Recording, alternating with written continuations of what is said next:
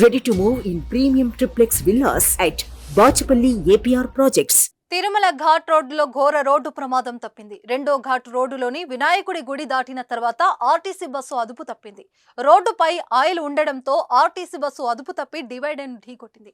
అదే వేగంతో లోయ వైపు దూసుకెళ్లి చెట్టును గుద్ది ఆగిపోయింది.